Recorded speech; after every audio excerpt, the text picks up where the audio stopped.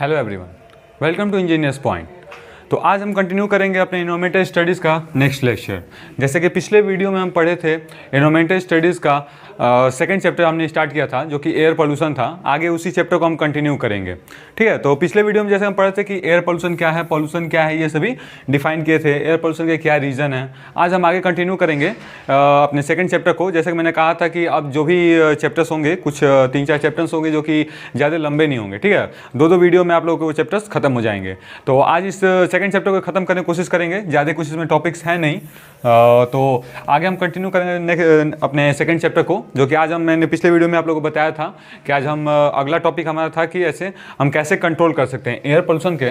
हमने जो भी रीज़न पढ़े थे, सबसे पहले हमने पढ़ा था कि एयर पोल्यूशन क्या है, आखिर किन कारणों से एयर पोल्यूशन होता है, उसके क्या इफेक्ट हैं, आखिर क्या उसके दुष्प्रभाव आते हैं हमारे ऊपर, ठीक है, या फिर हमें इन्वायरमेंट में, एटमॉस्फेयर में क्या देखने को मिलता है, उसके दुष्प्रभाव यानी कि इफेक्ट उसके। आज हम कंटिन्यू करेंगे कि आखिर उसे कैसे हम ओवरकम कर सकते हैं, कैसे उसे हम कंट्रोल कर सकते हैं एयर पोल्यूशन को, ठीक है। क्योंकि कंट्रोल ना किया जाए तो बहुत ज़्यादा दिक्कतें हैं, जैसे कि हम पिछले वीडियो में देखे भी थे। तो जो ये डायरेक्ट इस वीडियो को देख रहे हैं उनसे मेरी रिक्वेस्ट है कि पहले प्रीवियस वीडियो को देख के आएं जिसमें मैंने सेकंड चैप्टर को स्टार्ट किया था, ठीक है। उसके बाद ही इसको आगे कंटिन्यू करें, क्योंकि उसी का बेसिक उसमें मैंने बताया जो भी था चैप्टर से रिलेटेड। तो आज का हमारा टॉपिक होगा कि आखिर हम एयर पोल्यूशन के जो भी रीजंस हैं, जिन कारणों से एयर पोल्यूशन हो रहा है, आखिर कैसे हम उसे ओवरकम करें, कैसे आखिर उसको हम कंट्रोल कर सकते हैं अपने एयर पोल्यूशन को, ठीक है। तो देखते हैं आज का टॉपिक हमारा क्या है, हाउ टू कंट्रोल और overcome air pollution. I hope आप लोग दिख रहा होगा, हाँ ठीक है, ठीक है। तो आखिर एयर पोल्यूशन को कैसे हम कंट्रोल कर सकते हैं, तो देखिए एक मैं आप लोगों को एक ट्रिक बताता हूँ। सबसे पहले आप लोग जैसे पिछले वीडियो में मैंने आप लोग बताया था क्या क्या रीजन है। तो किसी भी चीज़ का इफेक्ट अगर जो आपको लिखना है, खास करके एनवायरमेंटल स्टडीज़ में, जैसे कि मान लीजिए आगे के चैप्टर में पढ़ेंगे एयर पोल्यूशन में वाटर पोल्यूशन आएगा, सॉइल पोल्यूशन, नॉइस पोल्यूशन, ये सभी आएंगे। तो उसमें आपको पढ़ने के लिए इतने कुछ टॉपिक्स हैं जो कि आपको तीनों चैप्टर में सेम पढ़ना है, ठीक है, कि आखिर क्या उसके कज हैं, क्या उसके इफेक्ट हैं, आखिर क्या कैसे उसको हम कंट्रोल कर सकते हैं। तो सबसे पहले आपने पढ़ा था कि एयर पोल्यूशन किन कारणों से होता है, ठीक है। तो वो तो आपने कारण पढ़ लिया। उसका यही पढ़ा था कि उसके क्या इफेक्ट हैं, ठीक है। तो जब आप सबसे पहले पढ़े थे किन कारणों से होता है, अगर उसी चीज़ को हम कंट्रोल कर लें तो फिर वही तो आ जाएगा हमारे कंट्रोल में ना, कि एयर को उसको भी तो हम लिख सकते हैं कुछ कुछ उसके टर्म्स यहाँ पे।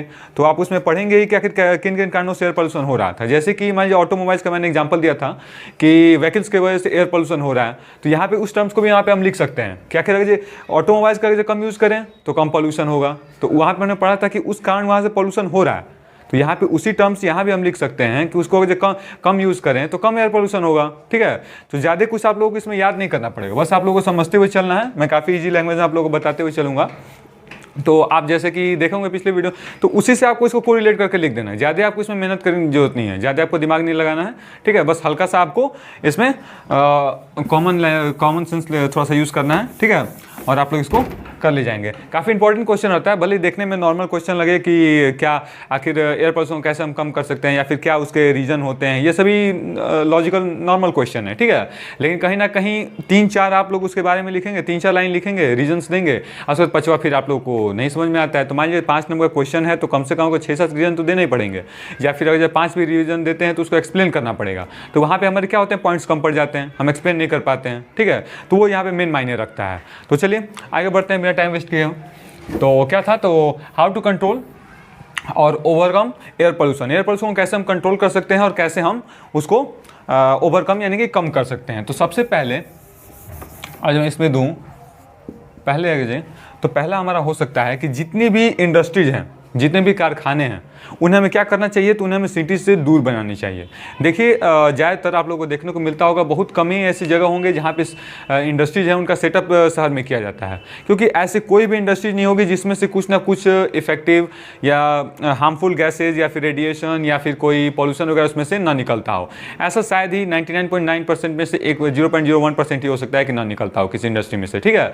जितने प्रोडक्टिव इंडस्ट्रीज हैं तो उसमें से कुछ ना कुछ पॉल्यूशन निकलता ही है, तो उनका सेटअप हमेशा शहर से दूर किया जाता है, क्योंकि अगर शहर में उनका सेटअप किया जाता है तो शहर में ज़्यादा लोगों का आवागमन होता है, लोग ज़्यादा शहर में ही रहते हैं, ठीक है। तो कहीं ना कहीं उनके हेल्थ को बहुत ज़्यादा बैडली इफेक्ट करेगा। तो इसीलिए गवर्नमेंट भी इस पर पॉलिसी बनाई हुई है, और इस पर पॉलिसीज होती भी हैं कि आपको कोई भी कारखाने आपको ज़्यादा शहर में देखने को ऐसे नहीं मिलते हैं, ठीक है। तो पहला तो यही हमारा कंट्रोल हो सकता है कि एयर पोल्यूशन को कैसे कम करें। तो जो भी हमारी इंडस्ट्रीज़ हैं उनका सेटअप कहाँ होना चाहिए, उनका सेटअप कहाँ होना चाहिए, तो आउटसाइड ऑफ सिटीज़, ठीक है। मैं शॉर्ट में लिखते हुए चल रहा हूँ, आप मेरे बातों को सुनिए, और अगर आप नोट्स मेरे साथ साथ बनाते हुए चल रहे हैं तो काफ़ी अच्छा होगा। तो आप अपनी बातों को सुनिए और अपने को ऑन लैंग्वेज में आप लिखिए उसे, ठीक है। मैंने बताया भी था आप लोगों को कि खुद के लैंग्वेज में लिखना सबसे आसान होता है। मतलब कहने का मतलब है कि अगर आप नोट्स अगर खुद के लैंग्वेज में अगर आप उसे लिखते हैं तो काफ़ी वो अच्छा होता है रिवाइज करने के लिए भी और खुद को समझने के लिए भी, ठीक है। क्योंकि जब आप क्विक रिवीजन के लिए आप जाते हैं, जब आपका एग्जाम नज़दीक आ जाता है तो उस वक्त अपना ही लिखा हुआ है सबसे जल्दी समझ में आता है। अगर किसी और का नोट्स आप उठा कर पढ़ते हैं तो उतना इजीली आप नहीं समझ पाएंगे, ठीक है। तो मैं यहाँ पे अब हर एक चीज़ों को मैं डिटेल में यहाँ पे लिखूंगा नहीं, ठीक है। मैं आप लोगों का ऐसे एक्सप्लेन करता जाऊँगा और आगे आपको अपने खुद से लिखना है, उसको समझना है, ठीक है। तो और आप लोगों को नोट्स प्रोवाइड करने की कोशिश की जाएगी। तो चलिए, तो पहले मैंने क्या बताया कि इंडस्ट्रीज़ का जो भी हमारा सेटअप कहाँ होना चाहिए, तो आउटसाइड ऑफ सिटीज़ करना चाहिए, ठीक है। तो पहला ये हो गया। दूसरा अगर देखा जाए तो जो भी इंडस्ट्रीज़ हैं use cleans in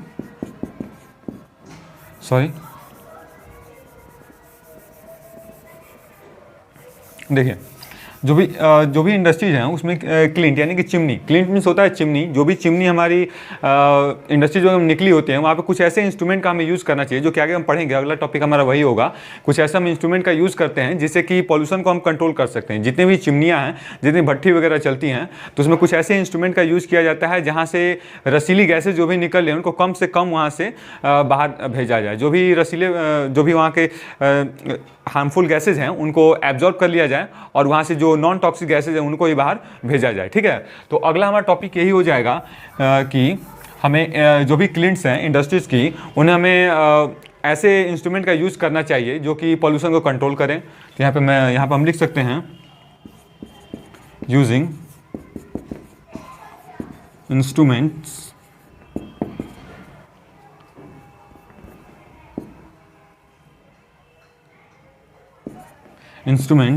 on cleans of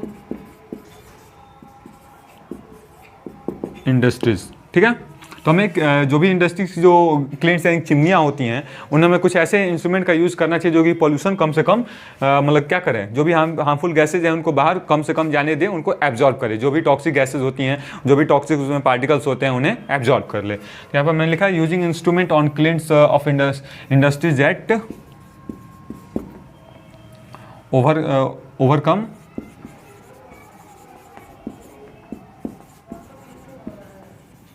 harmful gases, ठीक है। अगला क्या हो जाएगा कि रूरल एरियाज़ में, अर्बन एरिया, जो भी हमारे गांव इलाके हैं, ठीक है, वहाँ पे काऊ डंक यानी कि जिसे चिपरी कहते हैं कॉमन लैंग्वेज में, ठीक है। इधर मेरे साइड में ऐसे ही बोलते हैं, आप लोग साइड में क्या बोलते हैं, आप लोग से इंग्लिश में उसे काऊ डंक बोलते हैं, ठीक है। और वुड्स का आज भी यूज़ किया जाता है कुकिंग के लिए फ्यूल के रूप में। तो उनका कम से कम यूज़ करना चाहिए क्योंकि उसमें से भी कार्बन कंपोनेंट्स उसमें से निकलते हैं, ठीक है। कार्बन पार्टिकल्स उसमें से निकलते हैं और उसमें से रसीली उसमें से गैसेज निकलती हैं जो कि हमारे एनवायरनमेंट को क्या करती हैं, तो कहीं ना कहीं कुछ दूषित करती हैं। भले कम करती हैं लेकिन कुछ % दूषित तो करती ही हैं। तो ऐसे फ्यूल्स का भी हमें कम से कम यूज़ करना चाहिए जिससे कि हम पॉल्यूशन कंट्रोल कर सकते हैं। तो अगला क्या हो जाएगा, तो लेस यूज ऑफ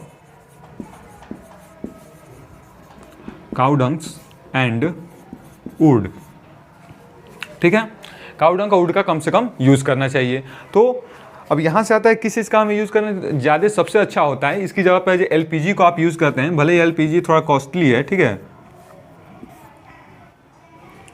एलपीजी जो कि कुकिंग के लिए गैस यूज़ करता है, सभी घर में पाया होगा, ठीक है।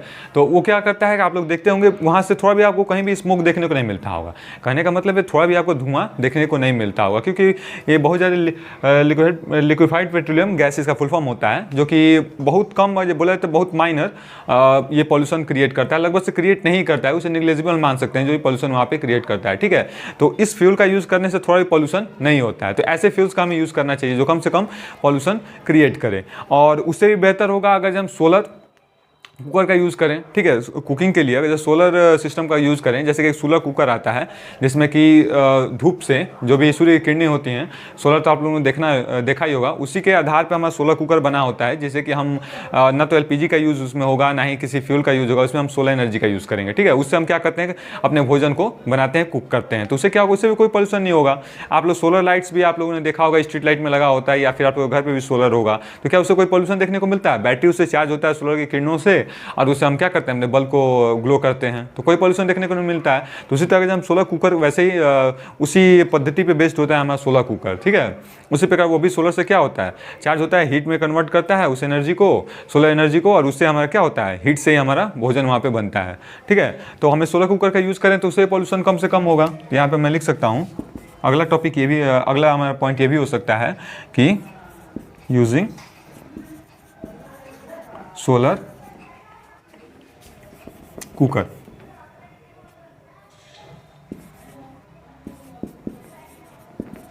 ठीक है। और अभी मैंने जैसा कि ये भी बताया, हमें उस फ्यूल का ज़्यादा से ज़्यादा यूज़ करना चाहिए। हमें ये देखना चाहिए कुछ, जैसे मान लीजिए फ्यूल्स का कहने का मतलब है कि इन द सेंस कि वो कोई भी चीज़ जिसे हम एनर्जी के लिए लेते हैं उसे फ्यूल करते हैं, जिससे हम एनर्जी प्राप्त करते हैं, ठीक है। हम भोजन ले रहे हैं तो हमारे लिए फ्यूल क्या है, हमें एनर्जी किसी से मिलता है, तो भोजन से मिलता है। तो हमारे लिए क्या एनर्जी है, तो फूड हमारे लिए क्या वो सोर्स ऑफ फ्यूल है एनर्जी के लिए, तो फूड हो जाएगा। ठीक उसी प्रकार अगर जो कुछ एनिमल्स हैं तो उनके लिए ग्रास हो जाएगा, फ्यूल का काम करेगा, उनके लिए वही एनर्जी प्रोवाइड करता है। ठीक उसी प्रकार अगर जो ऑटोमोबाइल्स को अगर रन करना है तो उसे एनर्जी कहाँ से मिलती है, तो फ्यूल यानी कि जो पेट्रोल हो गया, ये सभी फ्यूल है। उसी तरह कुकिंग के लिए हम किस चीज़ का यूज़ करते हैं, एलपीजी का यूज़ करते हैं, वुड का यूज़ करते हैं, ये सभी क्या है, तो फ्यूल ही हैं। तो हमें ऐसे फ्यूल्स का यूज़ करना चाहिए जो कम से कम पॉल्यूटेंट क्रिएट करे, कम से कम पॉल्यूशन इन्वायरमेंट में प्रोड्यूस करे, ठीक है। जैसे कि अगर ये एलपीजी का यूज़ करता है कुकिंग के लिए तो कम से कम प्रोड्यूस करता है। वहीं अगर कंपेरिजन किया जाए पेट्रोल और डीजल का, केरोसिन का, तो सबसे कम कहीं ना कहीं पॉल्यूशन हमको देखने को मिलता है पेट्रोल में, ठीक है। तो ये सभी हैं। तो हमें कैसे यूज़ करने चाहिए, using those fuels that produce less pollutions, ठीक है। ऐसे फ्यूल्स का यूज़ करना चाहिए जो कम से कम पॉल्यूशन क्रिएट करे, ठीक है। तो ये सभी कुछ 5 पॉइंट्स हो जाएंगे हमारे। और क्या हमें करना चाहिए, यही सभी हैं, ठीक है। फ्यूल, सोलर कुकर का यूज़ करना चाहिए, तो ये 5 पॉइंट्स थे, ठीक है। और भी बहुत सारे पॉइंट हो सकते हैं हमारे। तो ये हमने क्या पढ़ा अभी कि आखिर हम कैसे एयर पॉल्यूशन को कंट्रोल कर सकते हैं, या फिर कंट्रोल और कैसे हम उनको कम से कम कर सकते हैं। मान लीजिए किन चीज़ों से हम उसको कंट्रोल कर सकते हैं कि आखिर कैसे उसको हम कम से कम पॉल्यूशन को करें।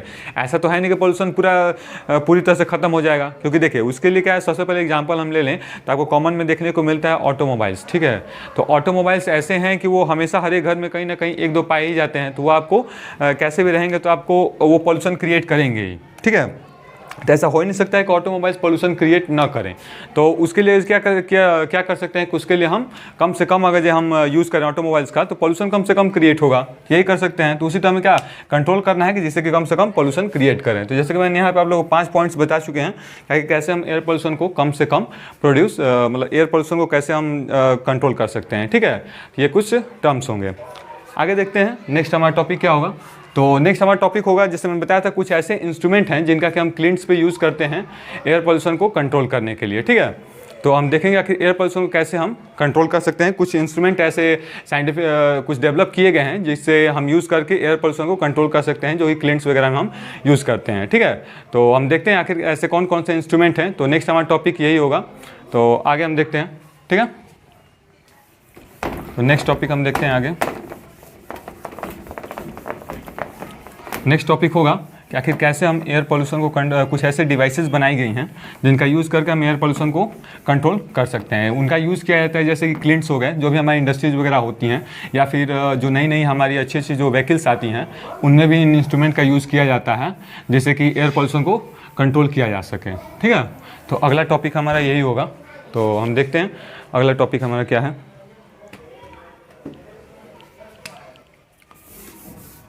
देखिए, कंट्रोलिंग एयर पोल्यूशन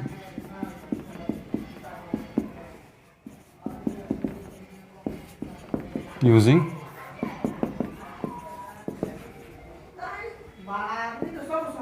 इंस्ट्रूमेंट।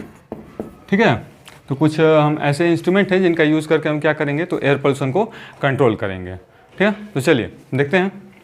तो मैं सबसे पहले लिख देता हूँ कुछ ऐसे जो भी हमें इंस्ट्रूमेंट है, उसके बाद मैं डिटेल में आप लोगों को उसे क्या करूँगा, एक्सप्लेन करूँगा। ठीक है, तो पहला क्या आता है हमारा, तो फैब्रिक फिल्टर और वैक्स फिल्टर भी कहते हैं। दूसरा हमारा हो जाएगा लोअर कलेक्टर। ठीक है, तीसरा क्या हो जाएगा, सेंट्रीफ्यूगल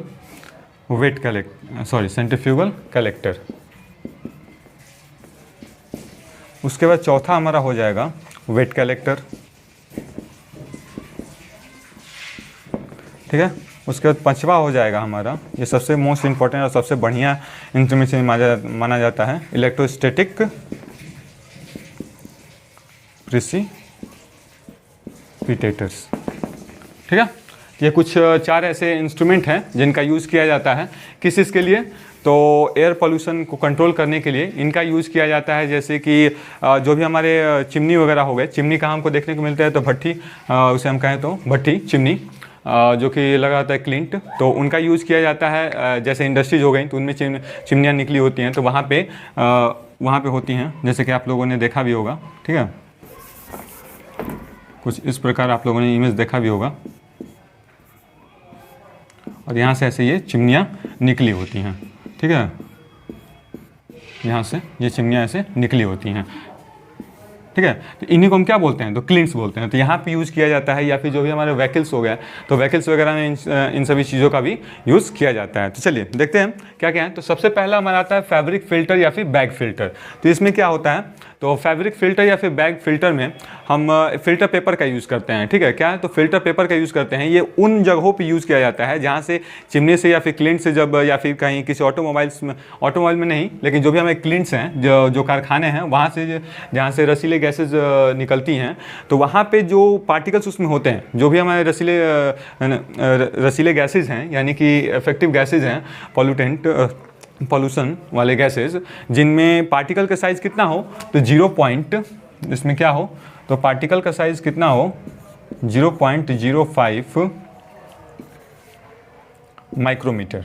कितना हो, तो माइक्रोमीटर 0.05 क्या है, तो 0.05 अगर जो उसका साइज़ हो उसमें पार्टिकल्स का, माइक्रोमीटर 0.05 माइक्रोमीटर, तो वहाँ पे हम यूज़ करते हैं फ़िल्टर पेपर का। ठीक है, वो इसके अंदर आता है। वहाँ पे चिमनियों पे यहाँ पे क्या करते हैं, तो ऐसा हम सेटअप रहता है जिसमें फ़िल्टर पेपर्स का यूज़ करते हैं। उससे क्या होता है कि जब यहाँ से रसीली गैसेज निकलती हैं, तो उसके थ्रू क्या होता है कि फ़िल्टर पेपर में से छन के गैसेज निकलती हैं। क्या होता है, जैसे कि आप लोगों ने चलनी का यूज़ किया होगा, जैसे कि आटा गूँथने के टाइम उससे क्या होता है, चलनी से क्या होता है, आटे को फ्लोर को चाला जाता है। जिससे क्या होता है, जो भी उसमें के कुछ कण होते हैं तो ऊपर ही रह जाते हैं, और जो अच्छे जो हमारा आटा होता है वो नीचे उसे पास हो जाता है। ठीक है, ठीक उसी प्रकार यहाँ पे हम फिल्टर पेपर का यूज़ करते हैं, जिससे क्या होता है, जो भी उसमें कुछ हार्मफुल पार्टिकल्स होते हैं वो क्या होते हैं, तो 0.05 माइक्रोमीटर से जो कम के होते हैं वो क्या होते हैं, वहीं पे छन के रुक जाते हैं फिल्टर पेपर पे ही। और जो रसीली गैसेज नहीं होती हैं वो क्या होता है, ऊपर की तरफ फ्रेश जो होती हैं हवाएँ, वो ऊपर की तरफ निकल जाती हैं। ठीक है, तो ये किसके अंदर होता है, तो फिल्टर पेपर या फिर बैग फिल्टर एक मेथड होता है जिसमें हम यूज़ करते हैं। या फिर उस पर क्या करते हैं, तो आज कॉमन लैंग्वेज में कहूँ तो इस मान जो कहीं से बहुत ज़्यादा रसीली गैसेज निकल रही है, जैसे कि ट्यूबवेल वगैरह है, जो पहले के ज़माने में होते थे ट्यूबवेल, जो कि डीजल वगैरह पे चला करते थे। आज भी कहीं कहीं हमें देखने को मिलता है, लेकिन आजकल तो हर एक जगह मोटर का यूज़ करते हैं, तो इलेक्ट्रिसिटी चलता है, तो उसमें तो पॉल्यूशन कोई होता ही नहीं है। ठीक है, तो उसमें तो पॉल्यूशन होता ही नहीं है। ठीक है, तो क्या है, तो इसमें क्या है कि हम फिल्टर पेपर्स का यूज़ करते हैं। तो वहाँ पर अगर ये जूट के बोरे को अगर रख दिया जाए तो उससे क्या होगा कि जो भी हार्मफुल जो कार्बन पार्टिकल्स होते हैं उससे क्या होते हैं, तो छन जाते हैं। ठीक है, तो इन सभी चीज़ों का भी वहाँ पे यूज़ किया जाता है। उसके बाद नेक्स्ट हमारा क्या आता है, तो नेक्स्ट अगर हम ये हो गया हमारा। नेक्स्ट अगर देखा है तो लोअर कलेक्टर क्या है, तो लोअर कलेक्टर इसमें क्या होता है कि जो हमारा क्लिंट होता है उसमें एक चैम्बर होता है, ठीक है। जब हम क्लिंट होते हैं उसमें हमारा एक चैम्बर होता है जिसमें ऐसा कुछ वहाँ पे सेटअप होता है कि जब यहाँ से गैसेज निकलती हैं तो उसमें जो हार्मफुल गैसेज होती हैं उनको अपनी तरफ क्या करता है, तो वो खींच लेता है। क्या है, तो उसमें वो अपनी तरफ उसे खींच लेता है, और जो हार्मफुल गैसेज को अपनी तरफ खींच लेता है, जो रसीले गैसेज नहीं होती हैं, जो हार्मफुल गैसेज नहीं होते हैं, वो ऊपर की तरफ पास आउट हो जाते हैं, जिससे क्या होता है कि पॉल्यूशन कंट्रोल होता है। जो भी पॉल्यूटेड होता है उन्हें अपनी तरफ खींच लेता है और बाकी को छोड़ देता है, तो एयर में जाएंगी तो ऐसा कुछ नहीं है कि वो हार्मफुल करेंगी, किसी हेल्थ को इफेक्ट करेंगी, ठीक है। ठीक है, सेकंड जो हमारा मेथड होता है लोअर कलेक्टर, इसमें यही करते हैं, ठीक है। फिर तीसरा क्या है हमारा सेंट्रीफ्यूगल कलेक्टर। क्या है, तो सेंट्रीफ्यूगल कलेक्टर इसमें क्या है कि जब यहाँ से हवा निकलती, यहाँ से जब रसीले गैसेस निकलती हैं क्लिंट के थ्रू, तो वहाँ पे हम क्या करते हैं कि वहाँ पे कुछ ऐसा सेटअप होता है जिससे उस एयर को हम साइक्लोन की तरह क्या करते हैं, तो वहाँ पे मूव कराते हैं। जैसे साइक्लोन में क्या होता है कि ऐसे ऐसे साइक्लोन फॉर्म होता है, ठीक है। क्या होता है कि बड़े से छोटे में ऐसे साइक्लोन बहुत तेज़ी से घूमता है, तो यहाँ पे हम एयर को कुछ ऐसे यहाँ पे क्या करते हैं, कुछ ऐसा सेटअप लगा होता है जिससे कि हम मूव कराते हैं। मूव कराने से क्या होता है, तो वहाँ पे जो भी इफेक्टिव जो पार्टिकल्स होते हैं, जो कि पॉल्यूटेंट पार्टिकल्स होते हैं, वो एक तरफ साइड से में क्या होते हैं, बैठ जाते हैं। जैसे ये चिमनी है, तो यहाँ पे हवा को बहुत तेज़ी से अगर हम साइक्लोन की तरह जो रोटेट कराएं, तो जो उसमें हार्मफुल पार्टिकल्स होते हैं वो क्या होंगे, तो यहाँ पे ये सेटल हो जाते हैं, ठीक है, सेटल डाउन हो जाते हैं एक तरफ, जो भी उसमें हार्मफुल पार्टिकल्स होंगे। और जो फ्रेश एयर होंगे, कुछ पार्टिकल्स तो उसमें भी रहेंगे, ऐसी बात नहीं है कि वो 100% प्योरीफाई होगा। देखिए, पूरे वर्ल्ड में कोई भी 100% एग्जिस्ट नहीं करता है, कोई भी ऐसा चीज़ हो, कोई मतलब मैं किसी चीज़ की बात करता हूँ, 100% तो कोई आपको मिल ही नहीं सकता है, ठीक है। वो तो साइंटिफिक हम क्या करते हैं, कुछ मान लेते हैं कि हाँ भाई आपने साइंस में पढ़ा होगा कि किसी चीज़ को हम क्या करते हैं, लेट कर लेते हैं कि हाँ भाई ये ऐसा है, ठीक है। लेकिन 100% कोई भी चीज़ पाया नहीं जाता है। तो यहाँ पे क्या होगा कि जो भी हार्मफुल पार्टिकल्स होंगे यहाँ पे क्या होता है, तो वो इसे सेटल डाउन हो जाते हैं, एक तरफ चिपक जाते हैं, और जो रसीली गैसेस को क्या करता है, उसे कम से कम कर देता है। और फ्रेश एयर यहाँ से क्या होता है, फ्रेश एयर नहीं कहेंगे लेकिन पॉल्यूटेंट लेस जो एयर होता है, यानी कि जो ज़्यादा इफेक्टिव गैसेज नहीं होती है, वो यहाँ से निकल जाती हैं, ठीक है। तो इसमें हम लोअर कलेक्टर में यही इसका प्रोसेस होता है, ठीक है। नेक्स्ट हमारा क्या होगा, लोअर कलेक्टर हमने देख लिया। नेक्स्ट होगा हमारा वेट कलेक्टर। इसमें क्या होता है, तो क्लिंट में वेट कलेक्टर, ध्यान दीजिए क्या है, तो wet collector. Wet collector method में क्या होता है कि हम इसमें कुछ वाटर का या फिर कुछ ऐसे केमिकल्स का इसमें स्प्रे किया जाता है। क्या किया जाता है, तो कुछ केमिकल्स का या फिर वाटर का इसमें छिड़काव किया जाता है। छिड़काव करने से क्या होता है कि जो उसमें पॉल्यूटेंट्स होते हैं, जो यहाँ से जो इफेक्टिव गैसेस होती हैं, उसमें जो पॉल्यूटेंट्स होते हैं वो क्या होते हैं, तो एक जगह सेटल डाउन हो जाते हैं, ठीक है। फॉर एग्जांपल अगर ये मान लीजिए बहुत ज़्यादा पॉल्यूशन है, उसमें बहुत ज़्यादा पॉल्यूटेंट है, वहाँ पे पानी का स्प्रे किया जाए, तो जो भी उसमें धूल के कण होंगे वो क्या होते हैं, एक जगह बैठ जाते हैं, ठीक है। और जो हवा होगा वो फिर वहाँ से पास आउट हो जाएगा। तो इसमें बेसिकली यही कहता है, ठीक है। सिंपल भाषा में कहें तो यहाँ पे क्या करते हैं कि इसमें चिमनी में क्या करते हैं कि कुछ ऐसे हम इस केमिकल्स का स्प्रे करते हैं या पानी का स्प्रे करते हैं, जिससे क्या होता है, जो पॉल्यूटेंट पार्टिकल्स होते हैं वो एक तरफ सेटल डाउन हो जाते हैं, और जो एयर रहता है, जो कि नॉन टॉक्सिक एयर रहता है, वो बाहर की तरफ निकल जाता है हमारे एटमॉस्फेयर में। और एटमॉस्फेयर आने के बाद कुछ ज़्यादा वो इफेक्टिव नहीं रह जाता है, ठीक है। तो एक ये होता है। उसके बाद क्या है, तो हमने ये भी देख लिया वेट कलेक्टर। अगला आता है हमारा इलेक्ट्रोस्टैटिक प्रेसिपिटेटर, ठीक है। इसे यहाँ पे स्टार बना लीजिएगा। सबसे अच्छा इंस्ट्रूमेंट ये माना जाता है। क्या है, तो सबसे अच्छा इंस्ट्रूमेंट माना जाता है, और ये सबसे महंगा भी होता है। क्या है, तो सबसे अच्छा इंस्ट्रूमेंट माना जाता है और सबसे बहुत ज़्यादा ये एक्सपेंसिव भी होता है। इनका यूज़ किया जाता है बहुत ज़्यादा जो एक्सपेंसिव जो गाड़ियाँ होती हैं, जैसे कि BMW हो गया, ठीक है। इन सभी गाड़ियों में इसका, जैसे कि बुगाटी हो गया, लंबोर्गिनी हो गया, इन सभी गाड़ियों में इसका यूज़ किया जाता है, ठीक है। ये इसके अंदर इंस्ट्रूमेंट जो कि गोल्ड से बने होते हैं, ठीक है। 24 कैरेट गोल्ड्स के इसके अंदर बने होते हैं, उसमें जो भी उसके अंदर इंस्ट्रूमेंट होते हैं। इसमें क्या होता है कि जो इलेक्ट्रोस्टैटिक प्रेसिपिटेटर एक डिवाइस होता है। क्या होता है, तो एक डिवाइस होता है जिसका यूज़ ज़्यादातर बेसिकली ऑटोमोबाइल्स में किया जाता है। किसमें, तो ऑटोमोबाइल्स में इसका ज़्यादातर यूज़ किया जाता है, ठीक है। जिसमें क्या होता है कि जब उससे रसीली गैसेस निकलती हैं ऑटोमोबाइल्स से, जब रसीली गैसेस निकलती हैं ऑटोमोबाइल्स में, तो क्या होता है कि उनको क्या करते हैं, जो भी उसके हार्मफुल पार्टिकल्स होते हैं, रसीली गैसेज रहती हैं, उसको अपनी तरफ खींच लेता है, ठीक है, उसे बाहर नहीं जाने देता है। और जो भी नॉन पॉल्यूटेड एयर रहता है उसे बाहर की तरफ फ्रीली छोड़ देता है, ठीक है। तो इसके थ्रू यही करता है और सबसे बेस्ट माना जाता है। इन सब में से सबसे बेस्ट इलेक्ट्रोस्टैटिक प्रेसिपिटेटर माना जाता है। चूँकि ये बहुत ज़्यादा महंगा होता है, इसलिए ये सब जगह इसे सेटअप करना संभव नहीं होता है, ठीक है, काफ़ी एक्सपेंसिव माना जाता है। तो यही कुछ टर्म्स थे, टर्म्स में कुछ पॉइंट्स है कि कुछ ऐसे डिवाइस थे, कुछ ऐसे मेथड्स थे जिनका यूज़ करके क्लिंट से जो भी हमारे कुछ हार्मफुल गैसेज निकलते हैं उन्हें हम क्या करते हैं, कंट्रोल करते हैं, ठीक है। तो आपको इसमें बस यही पढ़ना था, इस चैप्टर में ज़्यादा कुछ था नहीं, इसीलिए मैंने आप लोगों को कहा था कि अब आगे के जो भी 2-3 चैप्टर आएंगे जो वो आपके 2-2 चैप्टर में कवर होते जाएंगे, ठीक है। क्योंकि फर्स्ट चैप्टर में मैंने आप लोगों को बहुत कुछ आपको उसमें पढ़ा दिया था। अगर आप शुरू से मेरे लेक्चर देखते हुए आए होंगे इस एनवायरमेंटल स्टडीज़ का, तो उसमें आप लोगों को पता चला होगा फर्स्ट चैप्टर का मैंने काफ़ी लंबा चला था, ठीक है, ऐसे, क्योंकि उसमें कुछ कुछ ऐसे छोटे छोटे टर्म्स थे जो कि उतने टाइम ले लेते हैं, ठीक है, और बहुत ज़्यादा उसमें छोटे टर्म्स पढ़ने को मिले थे। तो इसीलिए इसमें आप ज़्यादा कुछ आपको पढ़ना नहीं है, बस इसमें यही था इस चैप्टर में, और ज़्यादा कुछ नहीं है। एक यूरो वैल्यू करके आता है, ठीक है, क्या है, तो यूरो वैल्यू क्या है, यूरो वैल्यू ये क्या होता है। अगर मान लीजिए आपसे एक नंबर में पूछ लिया गया कि यूरो वैल्यू क्या होता है, तो यूरो वैल्यू होता है कि ये एक ऐसा वैल्यू होता है जिसमें हम क्या करते हैं, एयर के क्वालिटी को हम क्या करते हैं, चेक करते हैं। एयर के क्वालिटी को अपने एटमॉस्फेयर में चेक करते हैं और देखते हैं इसमें क्या कमियां आ रही हैं, उस कमियों को दूर करने की कोशिश की जाती है। तो ये एक मानक होता है, ठीक है, जिसके थ्रू हम एयर के क्वालिटी को चेक करते हैं और देखते हैं उसमें क्या कमी आ रही है, उसको सुधार करने की उसके थ्रू कोशिश की जाती है, ठीक है। और क्या है, तो और कुछ नहीं है। और इसमें एक और टॉपिक है जो कि ग्रीन हाउस गैसेज क्या है, तो ग्रीन हाउस गैसेज, तो मैंने ग्रीन हाउस गैसेज आप लोगों को पिछले चैप्टर में, आप लोगों फर्स्ट चैप्टर में मैंने बताया भी था ग्रीन हाउस गैसेज क्या होती हैं, ठीक है। तो एक बार फिर से मैं आप लोगों को बता दूं तो ग्रीन हाउस गैसेस क्या होती हैं, अगर बताएं तो आप लोगों ने देखा होगा कि जब कहीं कहीं कुछ ऐसे खेती की जाती हैं, जैसे कि घरों के ऊपर या फिर कहीं फील्ड में भी खेती की जाती है, तो मान लीजिए कोई ऐसा फसल है जिसे ज़्यादा गर्मी की ज़रूरत है, ठीक है, हीट की, मान लीजिए वो ठंडी में उसका फसल बोया जा रहा है, उसको गर्मी की ज़रूरत है, तो उसे क्या किया जाता है कि प्लास्टिक से ऊपर से कवर कर दिया जाता है। अगर मैं उसे डायग्राम के थ्रू आप लोगों को बताऊँ तो एक मिनट रुकिए, तो देखिए आप लोगों ने देखा होगा कि मैं ये कुछ फसलें हैं आप लोगों को देखने को मिलता होगा, ठीक है, ऐसी ये क्या होती हैं,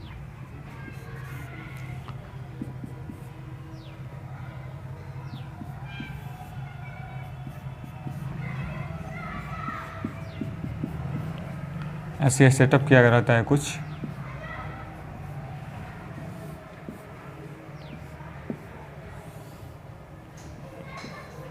ठीक है। इसमें क्या है, तो फसलों को बोया गया रहता है और इसके ऊपर से क्या है, ये प्लास्टिक का कवर रहता है, ठीक है। ये फील्ड है, इसमें कुछ फसलों का बुआई किया गया है और उसे ऐसे फसल हैं जिसको कि ज़्यादा तापमान की ज़रूरत है, तो जब इसे प्लास्टिक से कवर कर दिया जाता है तो जब सनलाइट की रेज आती हैं, क्या है, तो जब सनलाइट की रेज इस पर आती हैं और यहाँ से जब ये इंटर करती हैं ग्लास में, कहाँ पे, ये ग्लास से कवर होता है या प्लास्टिक से जब कवर होता है ऊपर से, तो जब इसके अंदर जब ये सनलाइट की किरणें जाती हैं तो अंदर तो चली जाती हैं, लेकिन उसका ये क्या होता है, बाहर रिफ्लेक्टिंग बैक होकर के बाहर ये नहीं आ पाती हैं, क्या है, तो ये बाहर रिफ्लेक्ट करके फिर अंदर जाती हैं, अंदर से फिर बाहर नहीं आ पाती हैं। तो जब अंदर चली जाती हैं तो फिर उसका तापमान क्या होगा, उसका टेम्परेचर क्या होगा, इंक्रीज़ हो जाएगा, और फिर जब बाहर नहीं जा पाएगी तो उसका तापमान वैसे का वैसे क्या होगा, केवल सनलाइट आती जा रही हैं और बाहर जा ही नहीं रही हैं, तो उससे क्या होगा, उसका टेम्परेचर इंक्रीज़ होता जाएगा। फॉर एग्जाम्पल अगर आप रेफ्रिजरेटर का लें तो रेफ्रिजरेटर की कूलिंग कैसे करता है, रेफ्रिजरेटर मान लीजिए अंदर ठंडा करता है और आप उसे क्या करते हैं, बंद रहता है, तो अंदर का बाहर जा नहीं पाता है, जो भी उसमें ठंडा कर रहा होता है वो बाहर जा नहीं पाता है, उससे क्या होता है कि वो और ज़्यादा ठंडा करता जाता है। अगर आप उसका विंडो खोल दें, सॉरी उसका डोर अगर आप खोल कर छोड़ दें तो क्या उतना ठंडा कर पाएगा, जितना ठंडा करेगा वो तो बाहर निकलता जाएगा, तो वो ठंडा कर ही नहीं पाएगा, ठीक है।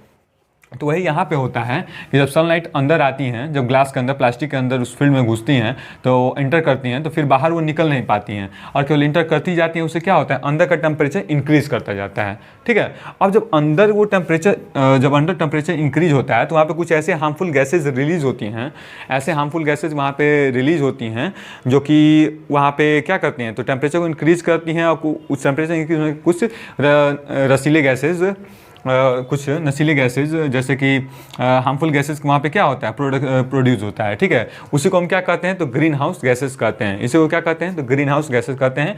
इसको मैंने आप लोगों को प्रीवियस चैप्टर में पढ़ा चुका हूँ, तो यहाँ पे ज़्यादा मैं डिटेल में डिस्कस नहीं करूँगा, ठीक है। जो कि मैंने बताया भी था कौन कौन से ग्रीन हाउस गैसेज होती हैं, जैसे carbon dioxide, CFC, methane, nitrous oxide, ये सभी क्या होते हैं हमारे, तो ये सभी क्या हैं, जैसे कि CO2, CFC, मीथेन, N2O, ये सभी क्या है हमारे, तो ग्रीन हाउस गैसेज हमारे माने जाते हैं।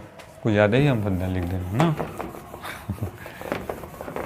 चलिए, तो कौन कौन से, तो CFC, उसके बाद कार्बन डाइऑक्साइड, मीथेन और नाइट्रस ऑक्साइड।